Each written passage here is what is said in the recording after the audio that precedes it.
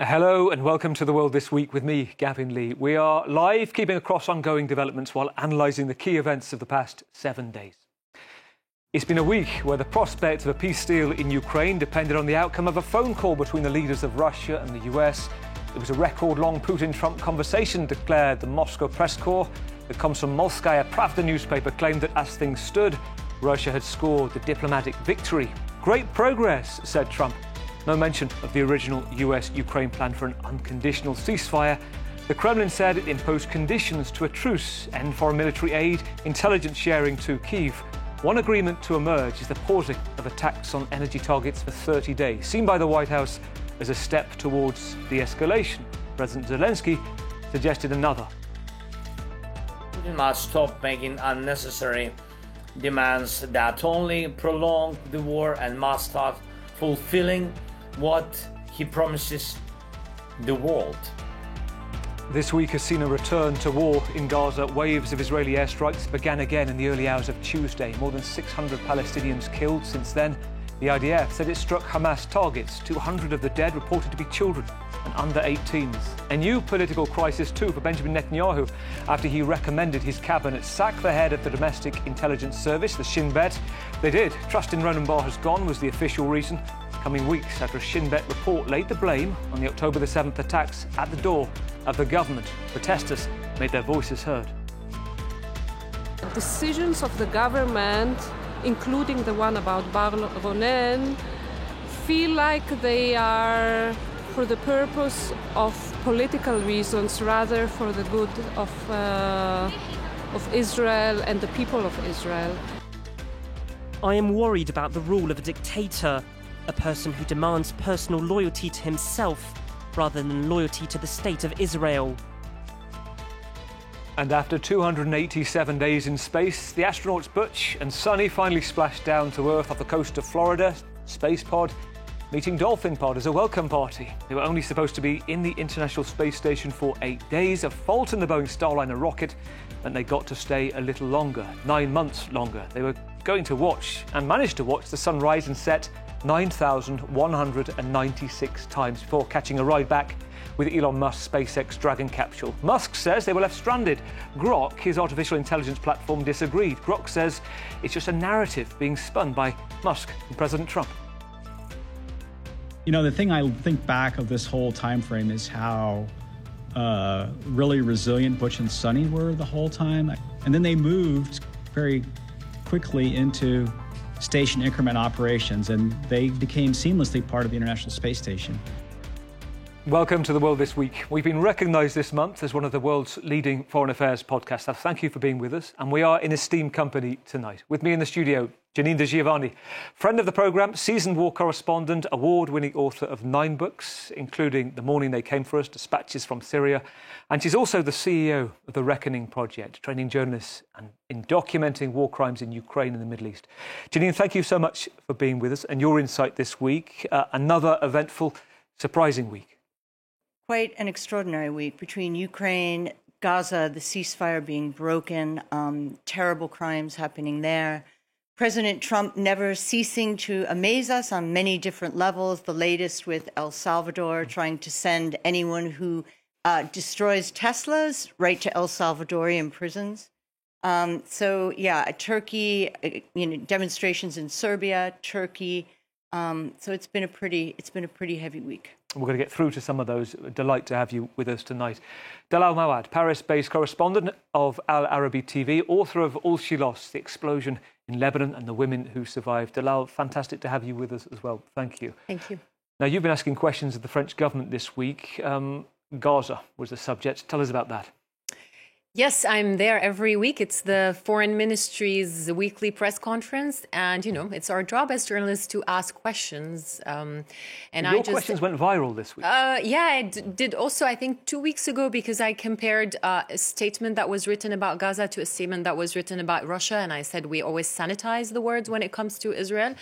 And this week, I simply asked what France and the EU were doing. When are they going to take action and sanction Israel? Because we've been looking at all these great statements and condemnations, but and I have one here from the EU Council, and it's striking. There's not even a mention of Israel in that joint statement from yesterday. Just it's unacceptable to be honest. It almost feels like there's selective empathy when it comes to Palestinian lives as compared to others and other lives, and just hypocrisy from the EU and European countries, especially because I've covered Ukraine as well and Russia's invasion, and when you compare the two stories, the differences are really striking. And hearing the politics of the non-answer as well. They might talk for 3 minutes, but you really don't find anything later on that was actually said of any substance in No, there. so we ask these questions and there are always answers that are sometimes 3 minutes long, but we don't find the answer. And I was saying yesterday, we're going to keep asking the questions. That's not the problem. It's our job as journalists. The problem is the answers are not convincing, Gavin. And I know these people are diplomats and, they don't necessarily speak the same language as we do, but people are looking for answers. It's been a year and a half now, and what is happening is utter madness. You just said it. 200 children killed in 48 hours. And what are we doing? Even the statements, I brought this statement on purpose because the EU Council couldn't even mention Israel when it said airstrikes, said that, the breakdown of a ceasefire in Gaza, who broke the ceasefire, and talking about Hamas handing over the remaining hostages when we know that this was not part of phase one. I was here the last time the ceasefire went into effect, and we spoke about how Israel was not going to go until phase two, and here we are. So yes, the language is weak, but also there's a lack of action. There are no sanctions. Why? I mean, even the French, they've sanctioned a lot of countries for their human rights abuses, but we don't see this today. We'll head there in a moment. Dalal, great that you're with us. In Nairobi, we have Patrick Smith, Editor-in-Chief of the Africa Report, by phone. Pleasure to speak to you this evening. Patrick, how are you? Talk us through the dominant headline in the Africa Report this week. Well, we've spent a lot of time on the Congo crisis, pitting the government of Paul Kagame in Rwanda against the government of Felix Tshisekedi in Kinshasa. And in the middle of that is the M23 militia, which has been making pretty startling military advances this week. They've taken over the town of Walikale in North Kivu province, and that offers a chance that they may head west to Kisangani, which is the fourth biggest city in the country, or south to Lubumbashi, which is the capital of Congo's mineral riches and mining industry.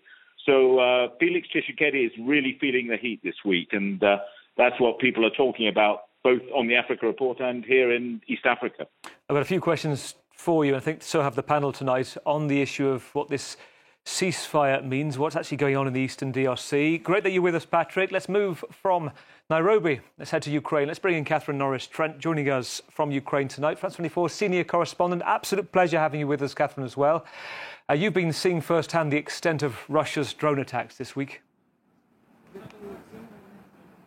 Yeah, absolutely. And it's been a very surreal disconnect when you've got this flurry of diplomacy with talk of ceasefires or partial ceasefires, and then what's been happening on the ground, which is these overnight drone and aerial missile attacks. And we saw it, of course, I mean, many people have seen it before, but we saw it ourselves in very dramatic style firsthand. We were driving through central Ukraine on our way to the Donbass.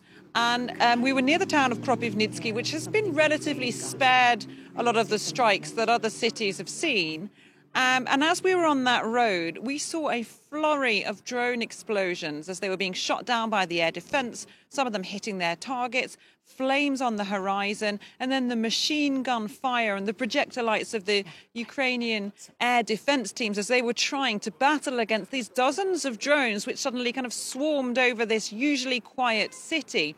And the next morning we went to the scene of the devastation there and saw that the people's houses had been destroyed, some railway infrastructure, it appears, as well. So it's just so surreal hearing all this talk of ceasefires, all this bluster perhaps from people. But then when you're in the middle of it, people saying, well, how can we even talk about peace? And they didn't believe that anything's going to come of this diplomacy when what they're seeing night after night are these continuing attacks. Catherine, great to have your company tonight, especially with the context and the things you've seen in the past few days. Let's go to events of this week, because it was 3 o'clock Tuesday afternoon Washington time when President Trump was put through to the Kremlin, waiting on the other side, President Putin, 5 p.m. in Moscow.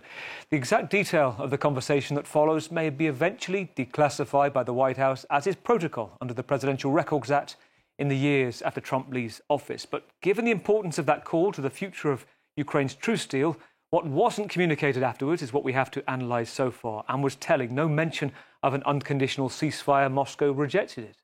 The White House statement talked of the need for bilateral relations between Washington and Moscow. It talks of a ceasefire on energy and infrastructure in Ukraine, as well as technical negotiations on the implementation of a maritime ceasefire. The Kremlin statement was slightly different. It said the ceasefire can't happen until everything's agreed on, quote, eliminating the root causes of the crisis and to stop forced mobilization in Ukraine. Neither should Ukraine be able to rearm during a truce to ensure effective control, it said, of a possible ceasefire contact line, all 1,200 kilometres. And key, a complete end to foreign aid and military intelligence sharing with Kyiv. The Russians said they would refrain from striking energy infrastructure, not energy and infrastructure, and it has, it said, immediately started that. Well, a day later, President Trump relayed the call to President Zelensky, back on talking terms, at least 3 weeks on from you-know-what.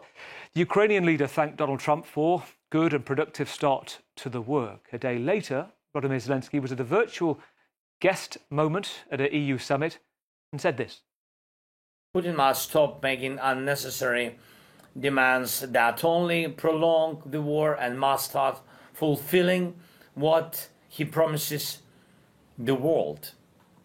Janine, how do we measure progress made this week? I think it's really important to consider what's at stake here, which is 19% of Ukraine. If Trump gets his way, that means basically we are going to normalize conquest.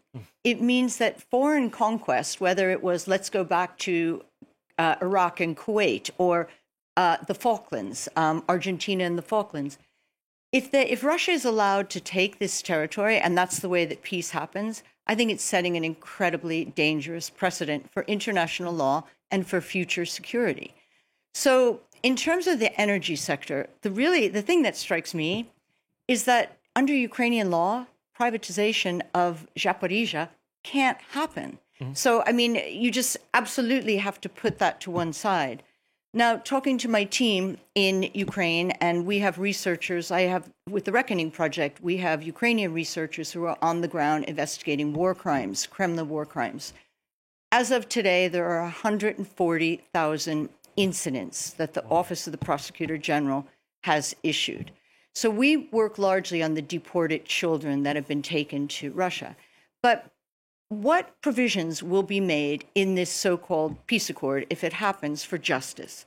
That is going to be one of the most important things that comes out of it, if there is a peace deal.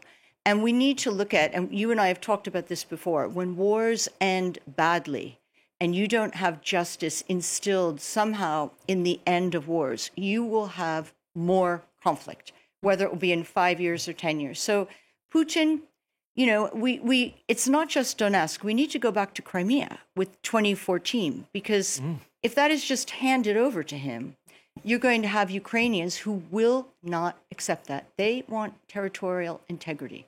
So I think this is something we really have to look at carefully. And then the future of Ukraine. Is it going to have EU membership but not NATO? Where exactly will it stand with that? Because they've been waiting, and they've been fighting a battle for us in Europe to hold back Putin for EU membership. So are we going to turn our backs on them? There's two very important points you raise, and one that doesn't appear to have been in the phone call. The idea of 19,000 children is what Ukraine say, taken to Russia. And I know President Zelensky has said this got to be key part of the talks, that they've been separated from the family, they're being educated, brought up they've been as adopted, Russians. And their language has been taken away, their names, when they arrive in Russia, their passports are taken away, they're given new Russian names, they're forced to speak Russian, young boys are going to be conscripted. And it's a big business in Russia to adopt kids. You could adopt 10, 12 kids. So, I mean, that has to be, these kids have to come back. By the way, we use the figure 19,000. The Yale Conflict Observatory, who we've worked with, who are excellent, who've been shut down by President Trump this week, say up to 30,000 Ukrainian kids have been abducted, taken to Russia, and forcibly adopted. It's really, it's staggering. Catherine, you've looked at this before, it's particularly on the children as well, and you've travelled all over Ukraine. One thing I also wanted to mention to you is just to try to understand the mood there in the midst of all of these talks on truces, the conversations between Trump and Putin, the conversations you have with soldiers, ordinary Ukrainians too, those you keep in touch with since the conflict broke out. What's the mood? Mm-hmm. Well, the mood has changed quite markedly since I started covering this full-scale invasion 3 years ago. I've been back several times since. I mean, there are people who are so tired of fighting, so tired of the killings. I mean, there's families who've lost multiple members either in fighting or in civilian bombings. And, there are so many funerals at the time, especially the military cemeteries are filling up. So there's this human toll is weighing on Ukraine. So some people say, look, perhaps it is time to put an end to this war. But at what price? That's the thing. The idea of ceding Russian territory and setting this precedent is just a no-go area for a lot of people here in Ukraine, because, of course, they fear that if this conflict freezes along the current line of contact, along the current front lines, then, well, Putin will just rearm, restock, and what's to stop him in a few years' time, say after Donald Trump has left office, to carry on and pursue further. So a lot of people are very conflicted about this in Ukraine. I mean, I have spoken with members of the military who don't want any kind of ceasefire. They don't like the fact that Volodymyr Zelensky has basically been pressured by the US and that withdrawal of US aid and military intelligence to agree to an unconditional 30-day ceasefire, because some of these men have seen their fellow soldiers dying in the trenches. They've been through hell, and they think that Ukraine should continue fighting. That there really is a mix of views. I think they change depending how far you get from the front lines as well. So we were speaking to a couple of young women in Odessa as we entered the country, and they were for some kind of compromise, some peace deal. The further you get east, the further you're impacted by it, the further, I guess, you're in imminent danger. I think the less you hear those kind of views. Dila, when we're listening to the mood, what's the mood like that you're sensing in the French government? Because we've got this big rearm Europe moment going on, billions trying to be raised, the so-called coalition of the willing. 3 weeks ago that they had the idea, the Brits and the French, to have a reassurance force, they're now calling it, not peacekeepers, to try and man this 1,200-kilometre borderline, the front line, the contact line as they call it, and it seems to be gaining some speed. What's your take? Yeah, and there's a conference or a meeting happening next week on Thursday for this coalition of the willing. I think that the problem is twofold. Inside France, I don't think there's unity over what the French want to do in Ukraine and whether they want that additional support. We know that we have a budget problem and a debt problem. And this takes me to the European level, where there's also today a question, if we go ahead with the additional support to Ukraine, how is that going to happen? So there's no unanimity also over, whether it's going to be common borrowing or, it's the Germans have a different position. So unfortunately, I don't see unity at the European level yet either. And there's been this debate here in France about whether Russia is really a threat or not. And here you will hear different points of views. And I was listening to someone today saying that actually they're very weakened, so they are not as big of a threat. But I think the argument that Janine was making is that yes, if there are these big concessions that are made in any deal that takes place and they are given these territories, then it sets a precedence, and that's very dangerous for Europe on the long run. I just want to make a point, Gavin, on the point of the energy and infrastructure. You said it's energy infrastructure because it was ambiguous at the beginning, and I think that's a win for Russia, not for Ukraine, because summer is coming. So for Ukraine, it's no longer going to be a big deal. Whereas in the case of Russia, Ukrainians have been hitting oil refineries, and that's been harming, Russian oil exports. So that's going to give a respite to Russia. That's to Russia's advantage. So I feel like Putin is bluffing here, playing his game. He is giving the bare minimum. Trump is trying to buy time. He is not getting what he thought he would get, which is like a few days and the war is over, clearly. And I think Putin thinks that he's doing well on the ground. You can debate that. You can say he's not. But I think that's what he believes.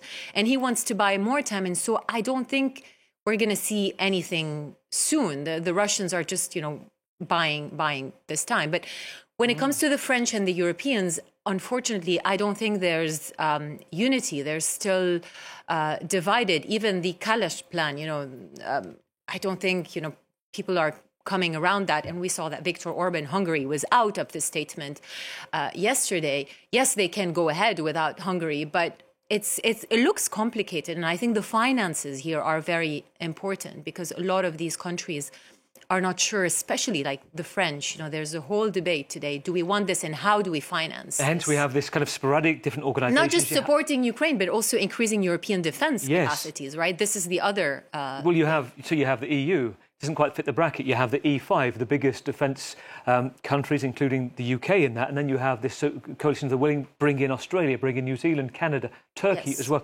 Very interesting as well, because it's also worth noting Raphael Glucksmann this week on the kind of going to the bizarre end of the news, calling on the US to return he said the Statue of Liberty. Now, the White House responded to say, if it wasn't for us, you'd all be speaking German. So it got a little bit sort of tit for tat. We also had a lighter moment where we got to see perhaps what goes on in the background, a sneak glimpse of diplomacy. This is how often we hear Macron calls Zelensky this week, once a day apparently, and this is the Ukrainian president talking to the media when Macron calls.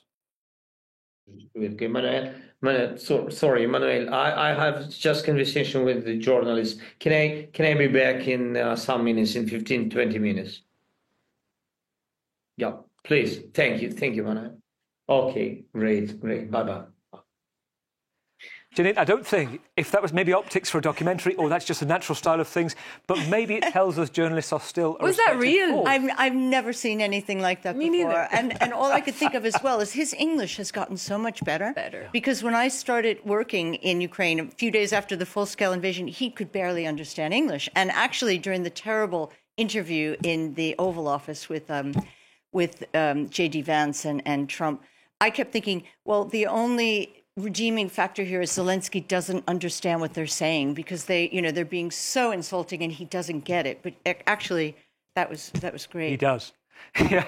Okay, which takes us to Gaza. 2:30 in the morning on Tuesday, Israeli fighter jets flying over the territory, and the beginning of an 8-hour onslaught began, ending undeniably any notion of truce. Later in the day, the Defence Minister, Israel Katz, warned that if Hamas didn't release the remaining 59 hostages, quote, the gates of hell will open in Gaza. In the days that follow, the chief of UN's Office for Coordination of Humanitarian Affairs, Tom Fletcher, said Israel's airstrikes in Gaza had the intensity of killing that was now off the scale. Hundreds dead, including, as I mentioned, 200 under 18, according to the Hamas-run Ministry of Health. Ground troops push further in. Palestinians advised not to travel on the main road between the north and south of Gaza. And Hamas begins firing rockets back. The IDF says it targeted key militant figures, including high-ranking mid-level operatives and operational buildings. Well, since early March, Israel has cut electricity and all food supplies into the territory. Britain's foreign minister described it as a breach of international law. And then he didn't. He later clarified it. He didn't mean it. That he'd left out some key words. Though it's important to say I could have been a little clearer in the House on Monday, our position remains that Israel's actions in Gaza are a clear risk of breaching international humanitarian law. Janine, you wanted to come in. Yeah, I have to say something. As someone who runs a war crimes unit in Ukraine and the parts of the Middle East, and as someone that has worked in Gaza since I'm 21 years old, from the first Intifada, I worked consistently in Gaza. What has happened with us watching the international community allowing what has happened has been probably the most shocking and distressing thing I've seen in my lifetime. And I've gone through 18 wars and 3 genocides. What we're doing is creating double standards of humanitarian assistance. There is one set of laws for Ukraine, and I work in Ukraine, and I'm very deeply loyal to what is happening there. But there is one thing that happens in Ukraine, and there's another thing that happens in Gaza. If a bomb falls on a hospital in Ukraine, Ursula von der Leyen says it's a war crime, and 6 people are killed. If many bombs fall in Gaza, and hundreds of people are killed overnight, well, that's Israel's right to defend themselves. How many thousand children? 13,000 children have been killed in Gaza. We barely focus on that. But when there's one family, and the Israeli hostage family that came back, the world suddenly is stunned and empathetic. What has happened to us as human beings if we allow this to happen on our watch? I don't know about you, but I can't sleep at night, and I can't live with myself knowing that we are allowing this to happen. We said never again after the Holocaust, and yet what we have right now is an absolute catastrophe, and beyond any kind of cruelty, Israeli policy has got to stop. And the international community has got to step in and do something for once, without double standards. Well, the International Court of Justice is still going through mounds and mounds of evidence. I think the Israeli government have until June to prepare their defence to South Africa's claims of genocide, and Israel maintains that this is not genocide, that they give notice. They say that they drop leaflets, they call people on their mobiles to get away. But we are seeing evidence backed up by the US that there are huge numbers of civilian casualties, as you say. Delal. There are human rights organizations. There are Israeli human rights organizations. There are UN experts who are calling this a genocide. And then there's clear genocidal intent. You just have to listen to Israel Katz, what he said this week, that you either get out or you're going to be exterminated. Today, talking also about annexation. I mean, entire families are still being wiped out. This is a clear case of ethnic cleansing. There is not one family in Gaza that has not lost a member. Just this week, there's one family with 20 members that were killed. When you talk about 200 children, by the way, that's not just a figure from the Hamas-run ministry. That's a figure from UNICEF and from UNRWA as well. 200 children in less than 48 hours. What is this? And then this is Gaza, but we look at the West Bank. Just today, there was a decision to demolish 95 homes in the camps of Jenin, 85 in another camp near Nablus. And usually the numbers are higher when the destruction actually happens. So what's happening here is that there's a government that wants to eliminate the Palestinians from their land. They just want to forcefully displacement. It is, if you want to go to international law and you want to look at genocide, and many people are reluctant to call it genocide, but the statements, Dalal is absolutely right. We don't need to do too much work because the Israeli government is doing it for us. Their statements They're outspoken about intent. their genocidal intent. The definition of genocide is with the intent to wipe out an ethnic population. Now, and they've said we want them to leave and not come back. And the images that the Israeli IDF soldiers take on their own cameras documenting their own war crimes, they're giving us plenty of evidence. Janine, forget genocide. Even to say it's a breach of international humanitarian law, that was my point in that press conference where it went viral. I took this statement released by Britain, Germany, and France, and I say, why are you saying it might constitute a breach of international humanitarian law when it is clearly according to that law? Why sanitizing the words when, as she rightly says so, and this was my point, when Russia is committing war crimes and breaching international law, we are very clear and direct about that. And to that point, this is a message that David Lammy has been inundated on social media this week, the British Foreign Minister, for his comments and then his retraction. Now, to the point that again, putting forward the Israeli position, which is that it believes, and quite rightly, there is an existential threat that Hamas wants to destroy Israel. And its response, it claims, is it's taking measures to avoid civilian casualties. And Catherine, it takes us to a point where you've been there, you've tried to go into Gaza. The questions we're all asking here is to see for ourselves what's going on in Gaza. And time again, we're told you can't. Yeah, so, I mean, let's underline this point once again. The international press is denied complete access to Gaza. There are very brave and courageous Gazan journalists, of course, on the ground documenting the atrocities. Lots of them have given their lives. They've been killed. But it's become kind of a fait accompli that the international press cannot go in there and get access. a lot of humanitarian workers are having trouble getting access. The Israelis control all access to Gaza. And so there is evidence, because we live in a social media age, when the phones are up and running, when the internet is out, when there's not a blackout. But it's so important to be able to get in and document it. And I think it's worth repeating. Since the beginning of this offensive, there has been no independent access for the international press. There have been highly controlled, embedded trips, very brief trips with the Israeli army. But this is a denial. You know, Israel likes to say it's the only democracy in the Middle East, but the right to free press is clearly part of that. And just to pick up on what was said about the West Bank, so I've been reporting there several times in recent months and years, and that situation has got a lot worse, degenerated very, very quickly since the election of Donald Trump. I mean, it was already extremely tense with settler attacks and things like that. But my contacts in Jenin and Nablus are basically talking about it becoming like the situation in Gaza. There are airstrikes, there are drone strikes, people can't move around, they're confined to areas, they're having problems getting enough supplies. So this is something we also need to keep our attention on. And Patrick, just a brief long view thought from you. We're going to move on to events in a moment in the DRC, but just the long view from Africa. These are two massive events in Gaza today. You have this week, you have the end of the ceasefire. You have massive political pressure domestically for Benjamin Netanyahu at the moment, trying to get rid of the head of the Shin Bet. It's been stopped by the Supreme Court. Exactly. The former head of the Supreme Court has said the split in Israel could lead to a civil war.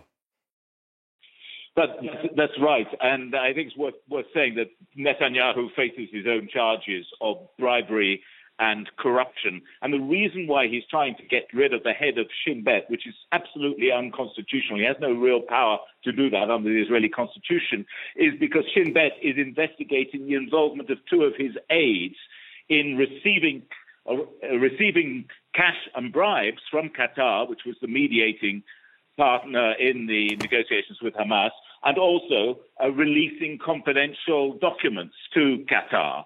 And Netanyahu is trying to shut down that investigation, an act against the constitution. And I think the view in Africa is very much, as Catherine has said and Bilal has said, about the question of double standards in the reporting of what's going on in Gaza, certainly through a lot of Western media, and there's concern about that. But also the way in which the Trump government in the US has targeted South Africa for having the temerity to go to the International Court of Justice and to register its complaint against the Israeli government for its conduct of the war in Gaza, and a complaint which now has been supported by many countries around the world, including Latin America and the Middle East and Europe. So it's felt in South Africa more than ever. There are questions being asked about the Netanyahu government's conduct of the war in Gaza and overwhelming sympathy for the Palestinian people there. Patrick, well, let's go from Gaza and from Ukraine, before that to the occupied Donbass we chatted about, to the Eastern Democratic Republic of Congo, where a rebel militia have captured two key cities, Goma, Bukavu, the capital of North and South Kivu, since the start of the year. There are parallels here with Ukraine. The Economist editorial points out, under the headline, Rwanda does a Putin in Congo, saying that the same way that Putin first took parts of Donbass in 2014, as we were hearing about a moment ago, from Jenin, and pretended he hadn't. As a fig leaf, he used the supposedly local separatists who Russia armed and supplied. They were protecting ethnic Russians from persecution, he claims, years before launching a full-scale invasion. The Economist says Rwanda's President Paul Kagame copies these tactics here, claiming to be protecting Congolese Tutsis from persecution, while its proxy M23 grabs a huge chunk of mineral-rich neighbouring territory. Now, Rwanda's leader says it's fake news, nonsense, claims one of the biggest peddlers of misinformation is Belgium. On Monday, Belgian diplomats given 48 hours to leave Rwanda, personas non grata, all diplomatic relations cut with its former colonial power. No coincidence, it came 24 hours after the EU imposed sanctions on Kigali. This was the official reason. Belgium has clearly taken sides in a regional conflict and continues to systematically mobilise against Rwanda in different forums, using lies and manipulation to secure an unjustified hostile opinion of Rwanda in an attempt to destabilise both Rwanda and the region. A day after this, in Qatar, news broke of a surprise talk going on between the president of the DRC, Felix Tshisekedi, and the Rwanda president, Paul Kagame. They'd agreed to an immediate ceasefire. Patrick, what's going on? What's behind this? Yeah, well, one of the bits in that history you've just recited was that after the Belgians and the Rwandans fell out, then the EU imposed sanctions on both senior commanders in the M23 and some in the Rwandan government. And then the M23 said, well, we're not participating in any peace talks at all. There were peace talks scheduled on that Tuesday under the aegis of the African Union and hosted by the Angolan president, João Lourenço.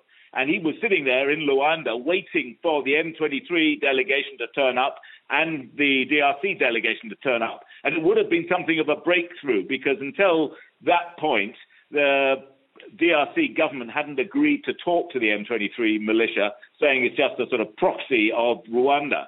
But then the M23 militia pulled out of all the ceasefire talks and is now boycotting them all. So that gave a chance for the Emir of Qatar to host these fresh talks in Doha between Tshisekedi and Kagame. And that was great theatrics. Both of the two presidents were there. They both pledged, as you say, immediate and unconditional ceasefire and their support for that. But the fact of the matter was they agreed absolutely no plan to implement that ceasefire and no plan to monitor it. So, and the fighting has continued. In fact, later that day, the M23 militia pushed eastwards and then took this town of Walikale, which I was talking about earlier. So they've continued with their mobilization. Journalists asked them in Walikale, what are you doing here? And they said, the ceasefire doesn't concern us. We're just going to carry on pursuing the Congolese government. And their leader, Corneille Nangaa, is talking about marching to Kinshasa and overthrowing Tshisekedi. Wow. So all of that theatrics, as you say, the truth, and then they just carry on, at least the M23 do. Catherine, listening to Patrick, you were there in Rwanda recently, and Rwanda says rather listlessly that it's not backing M23, but it's admitted to being involved in the latest fighting. Tell us about your time in Rwanda and your understanding of events.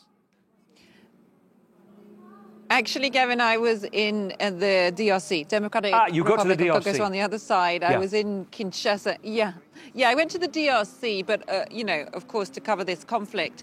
And, people there, this idea of Rwanda doing a Putin and trying to create these separatist areas in part of the country and then to expand their influence, that's something that diplomats are actively talking about there as well.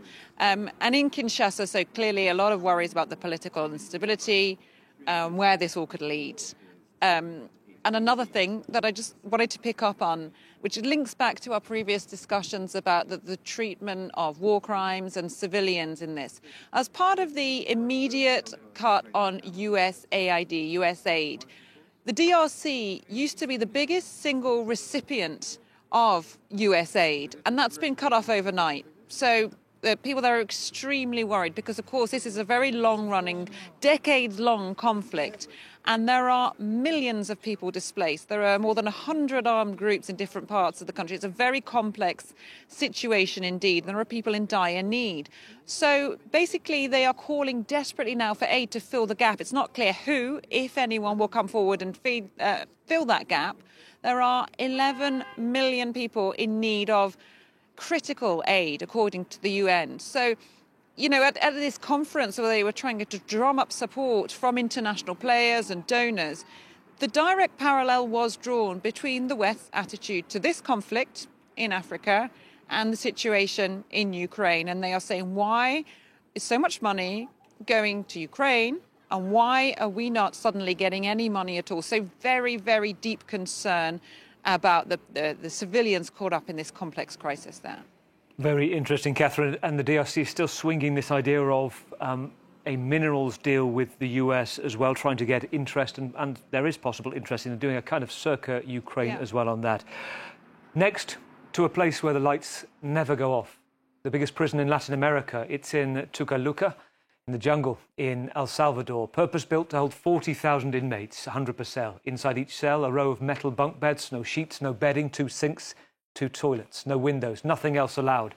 Prisoners spend 23.5 hours inside, the other 30 minutes spent in a central corridor for exercise ad infinitum. The authorities controlling the Terrorism Confinement Centre of CICOT say they don't expect those inside ever to be released. And it's there, in the early hours of Sunday morning, 3 planes from the US arrived carrying around 200 alleged members of a Venezuelan gang. El Salvador's hardline populist president, Nayib Bukele, had offered President Trump the use of his prisons. Trump's team were delighted. Marco Rubio said no country has ever made an offer of friendship such as this. But a judge in Washington called on the planes to return, questioning the basis of how it even had been allowed to happen. The how is that Donald Trump had used an old law, the Alien Enemies Act of 1798, giving him the wartime authority to deport any foreign national of an enemy nation. By this time, those flown over had already had their heads shaved in front of cameras, been put in white T-shirt, white shorts, rubber clogs, and hands cuffed behind their backs. Well, oopsie, too late, declared President Bukele on social media. And to get an idea of what it's like inside that mega jail, Lilia Luciano is a correspondent and anchor at CBS News who was allowed in there last month. A short while ago, she described it to me. This is a prison that was designed to, as the name suggests, to contain terrorism. The government of El Salvador says that this is the place where they have the worst of the gangs that used to terrorize the population for many years, and that the only way that they were able to not only crack down on the crimes, taking El Salvador from being the unsafest place in the world to the safest in this hemisphere, was by cutting out any information, any communication coming in or out of that prison. What this means is they block cell phone signal. These prisoners don't even go out to a yard. It's a place that has multiple layers of security in terms of gates, as you can see in these images, where when you walk into these modules that you can see on those images, kind of looking like airplane hangars, the inmates are in there in cells that have about 80 to 100 of them, and that is where they will spend their lives. Dilal, you wanted to pick up? First of all, there's no proof, no evidence was ever given by Trump that these immigrants are part of this Venezuelan gang. And I think looking at this, because there was a judge who decided, these people should not be deported, and Trump went ahead, there are reports that say that the second plane was still grounded and had not taken off. This is really Trump's battle against federal judges. This is how I see it. Because these federal judges are what's left of, the counterbalance to his executive power, which he is clearly abusing. I mean, even if you take this 18th century law, the Aliens Enemy Act, it's used when there's an invasion from another country or a group. I mean, what proof do we have today that Venezuela is invading the U.S.? And I was reading a very interesting article today that the tattoos on these immigrants' bodies were used as evidence to say, oh, look, they are part of this gang. Well, this gang is not known for tattoos, and there were some family members speaking about these tattoos and saying, they refer to God or soccer, etc. And there were also families who spoke to journalists in the U.S. and saying that they've identified their relatives in videos that were shown. And these were relatives who had gone to the U.S. just like so many other Venezuelans for work, in the past decade because of the crisis. And they were asking to be deported back to Venezuela after, they were arrested. And instead, they were sent to El Salvador, to this notorious prison, which a lot of human rights organizations have rightly criticized because it's a terrible place. So really, it's this authoritarian regime that Trump is putting in place in the U.S. and countering the judiciary. And we've seen it in other cases with all the ICE detentions, Gavin. With Mahmoud Khalil today, another researcher at George in D.C. in Georgetown. So it's very worrying, to be honest. It's a good point. I want to give you 30 seconds, and I want to give you, Patrick, 30 seconds as well on this. Ginny, your take. Never, ever forget that J.D. Vance is a graduate of Yale Law. Yale Law is probably the greatest law school in the world, but what it's famous for is constitutional law. He knows how to fly around the Constitution. So what I am extremely worried about right now is how close Trump and his cronies will get to the law. I'm really worried about Mahmoud Khalil, who was taken away, who has a green card, whose wife is American, the NYU student, anyone who was facially recognized for standing up for Palestine at peaceful protests. People being arrested at the border now, people who, if you go to America, I'd be careful. Without if you're any an American. hearing or... They can get into our phones. They can do all kinds of things that the ACLU is saying now. You know, there are many laws that are being manipulated. Trump is flying very close to the Constitution. Patrick, see if you can do this in 20 seconds. Your take. This is not the first time there's been outsourcing to other countries. Europe had tried the same thing with Rwanda, didn't they? Absolutely. But I think the issue here is this sort of alliance of far-right authoritarian leaders. Bukele calls himself the world's coolest dictator.